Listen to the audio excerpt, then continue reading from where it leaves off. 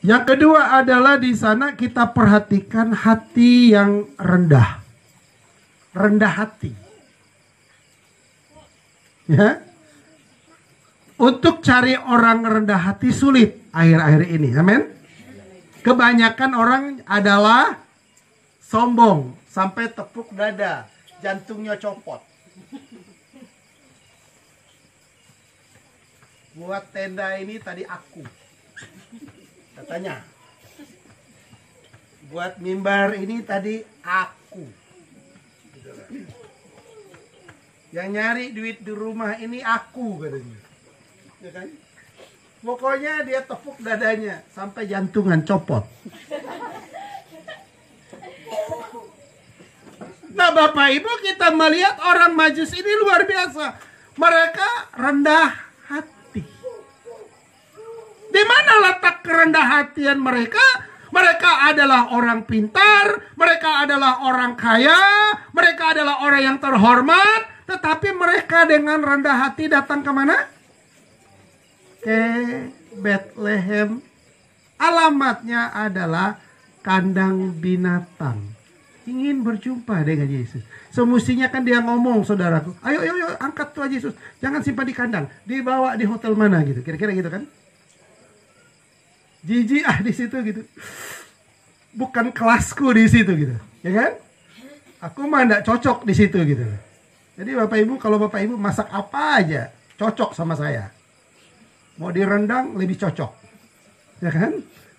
Tidak direndang cocok, ya kan? Saya dengan Ibu Gembala bercanda tadi, Ibu malah, Tuhan jangan sampai hujan supaya ada Immanuel menyertai kami pulang. Saya bilang, dah kalau hujan kita tidur di sini, ya kan? Nggak apa-apa kan? Nggak tulus.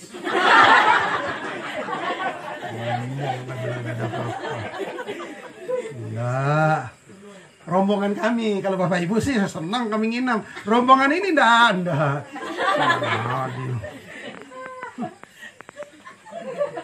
Gengsi, tobat loh. Enggak apa-apa kan tidur sini kan? Enak kan? Mandi di sungai gitu kan? Betul? Iya. Oh, saya orang kampung kok. Ya kan? Senang. Malah makan makanan begitu tadi saya enggak suka. Coba tumbuk daun singkong masukin di soleng bambu, enak. Kasih lagi babi hutan di sini tadi, sedap ya. Ya kan? Cari daun pakis di hutan sana. Enak udah. Ya kan? Kasih daun tepok kata orang kampung kan? Daun apa tuh wangi gitu. Masuk di soleng babinya. 4 sehat, hampir sempurna. Nah jadi Bapak Ibu, orang Majus ini luar biasa. Mereka rendah hati, ingin berjumpa dengan Yesus. Mereka tidak berpikir, oh kami orang kaya, kami orang pintar, kami orang terpendidik. Enggak, dia datang saudaraku. Kenapa? Karena dia tahu yang lahir itu bukan orang sembarangan. Yang lahir itu adalah orang yang luar biasa, yang menebus segala dosa dan kesalahan kita. Amin. Kita punya hati itu loh, rendah hati gitu loh. Apa sih yang kita sombongin di dunia ini? Nggak ada. Orang kaya, ada lagi orang lebih kaya dari kita. Orang kita anggap kita pintar, ada lagi orang lebih pintar dari kita. Betul? Ganteng, kalau bilang diri kau ganteng, ada lagi yang lebih ganteng dari kau. Cantik,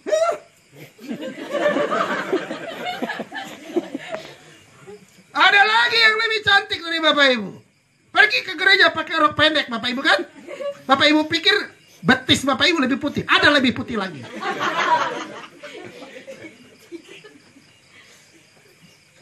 Jadi Bapak Ibu, kita harus sadari bahwa kita ini bukan hanya cukup sampai di sini. Ada orang yang lebih dari kita, tapi rendah hati.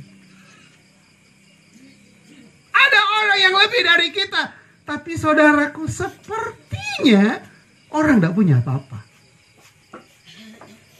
Kita baru punya motor, betul? Kredit lagi.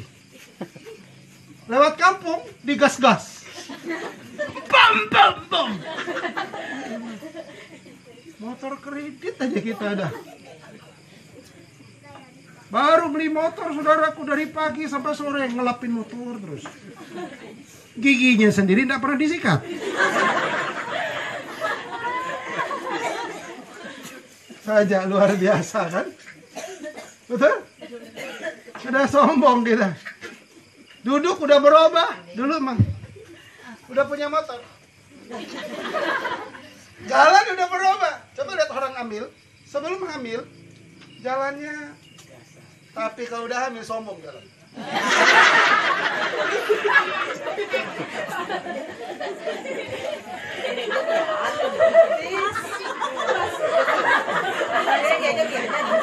Saya 10 bulan 10 hari tidak lahir-lahir. Sombong kan? Memang dia sendiri yang hamil. Memang dia sendiri yang bisa buat. Orang lain juga bisa. Nah, ada yang kita sombongi Bapak Ibu. Ayo kita belajar hari ini mau rendah hati. Saya jujur, ngapain saya kesini? Jauh. Apa ada pelayanan di Pontianak sekitar? Banyak. Tapi Papa Gembala sama Ibu ini udah booking saya 1 bulan yang lalu. Kecepatan dia. Ya. Pelayanan banyak Bapak. Oh berarti jauh. Atau saya bilang, saya nginap di hotel mana ya? Enggak. Siapa sih saya? Enggak, hamba kok. Enggak ada apa-apanya kita nih, amin. Tampak tertib kita, Pak. Habis. Ya. Ayo belajar rendah hati, amin. Ketiga, enggak lama saya khotbah, tapi kena. Matius 2 ayat 11. Kita baca dulu. Matius pasal 2 ayat yang ke-11. Maka masuklah mereka ke dalam rumah itu dan melihat anak itu bersama Maria, ibunya, lalu sujud menyembah dia. Mereka pun membuka tempat harta bendanya dan mempersembahkan persembahan kepadanya, yaitu apa? Emas, kemeyan, dan mur. Wah, jadi yang ketiga adalah punya sikap hati murah. Orang Majus tadi dikatakan apa? Mempersembahkan emas, kemeyan, dan mur. Nggak tahu kita mur itu gimana modelnya, kemeyan itu gimana. Yang kita tahu adalah emas. Sampai ada emas Jawa. Oh, betul. Mas dari Jawa, orang Jawa datang sini. Mas, jual apa mas? Gitu. Mas kan? Ada Bapak Ibu mau kasih emas di gereja? Boro-boro Pak, aku aja nak pakai emas. Aku cuma pakai emas tasi palsu. Mau ngasih emas? Boro-boro Pak mau ngasih emas. Masih kalau kolekte aja ndak. Karena hari musim hujan. Nggak bisa nore. Oke. Kita ndak kayak orang Majus hari ini. Bapak Ibu memberi harta kita. Tetapi minimal kita beri diri kita murah kepada Tuhan. Jangan mahal. Jangan kita ke gereja itu seperti orang terpaksa. Murah hati kita, melangkah hati kita ke gereja. Amin. Amin Bapak Ibu. Kan ada lagu sekolah minggu itu kan? Gimana modelnya? Adi tarik atarik, mengapa tak mau datang? Ada apa lagi? Di adorong, mengapa tak mau datang? Ya kan? Jadi artinya begini, dipaksa, dirayu, ayo ke gereja. Kurang tuh. Diapain lagi? Didorong sampai terjungkal. Juga nggak mau ke gereja. Ayo Bapak Ibu, kita seperti orang Majus. Murah hati mereka. Bukan hanya mereka, saudaraku, mempersembahkan emas, kemayan, dan mur, tetapi saudaraku, dengan murah hati mereka datang mencari bayi itu. Dan saudaraku, mereka masuk dalam ruangan itu. Apa yang mereka buat? Mereka menyembah itu anak. Wah, anak bayi kok disembah sih? Kalau orang bodoh nyembah ini wajar, saudaraku, nggak ngerti. Ini orang pintar. Ya? Jadi mereka mempersembahkan hartanya, lalu juga mereka mempersembahkan hidup mereka, saudara, kepada Tuhan. Yuk kita mulai belajar murah hati. Lihat orang susah, kita punya berkat lebih sedikit, murah hati dong. Amin? Amin Bapak Ibu? Saya ingat saya punya bapak itu, aduh, sampai hari ini saya selalu ingat dia punya perbuatan. Dia itu suka di kebun, suka tanam pisang, segala macam, saudaraku, kacang tanah dia tanam. Jadi kalau dia panen, saudaraku, karena rumah kami di samping rumah sakit waktu itu, kalau dia petik pisang, saudaraku, maka pisang itu dia mulai pecahin satu-satu gitu. Dia masuk ke rumah sakit itu, saudaraku, dia bagi-bagiin orang di rumah sakit itu. Kalau dia panen apa, saudaraku, panen kacang tanah, dia bungkusin pakai daun pisang, ya, dia mulai masuk, dia bagi-bagiin. Kalau dia panen kacang hijau, saudaraku, dia suka bikin kebun. Dia rebusin kacang hijau itu, saudaraku, dia masukin plastik, dia bagi-bagiin gitu. Saya bilang, Pak, kapan Bapak dapat? Enggak usah, enggak perlu pikir duit. Kita kasih orang itu, orang udah dikasih itu senangnya luar biasa.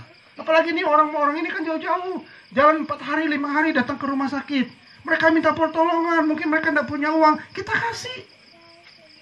Wah, Bapak Ibu, enggak bisa semua orang berbuat seperti ini, amin. Kita belajar, saudaraku, murah hati. Murah. Lihat orang susah, cepat hati kita tergerak. Lihat orang yang butuh pertolongan kita, cepat, saudaraku, kita lakukan pertolongan. Jangan ditanya, Pak, tolong aku, Pak. Boleh? Pinjam mobil, Pak. Boleh. Silakan. Oh ya, bagus, Pak. Tapi 500 satu hari. Itu mah bukan nolong. Meras itu. Nah, orang Majus ini punya murah hati. Kenapa mereka murah hati? Immanuel, Allah sudah menyertai hidup mereka. Hati mereka hancur, mereka murah. Mau memberi. Amin Bapak Ibu. Hari ini aku tidak minta emas, perak dari Bapak Ibu. Aku hanya minta satu. Bapak Ibu punya kemurahan hati, datang beribadah di tempat ini. Itu aja. Itu aja. Nggak usah dia pakai pakaian harus yang licin dulu baru kita datang. Nggak usah. Datang aja ke gereja. Ya. Pak Gembala, Bapak Ibu, kalau lihat Bapak Ibu nggak pakai sepatu, dia suruh pulang, lapor ke Pak Haryanto. Karena yang masuk ke gereja ini wajib pakai sepatu gitu kan. Nah, yuk hari ini kita belajar murah hati, mau datang kepada Tuhan.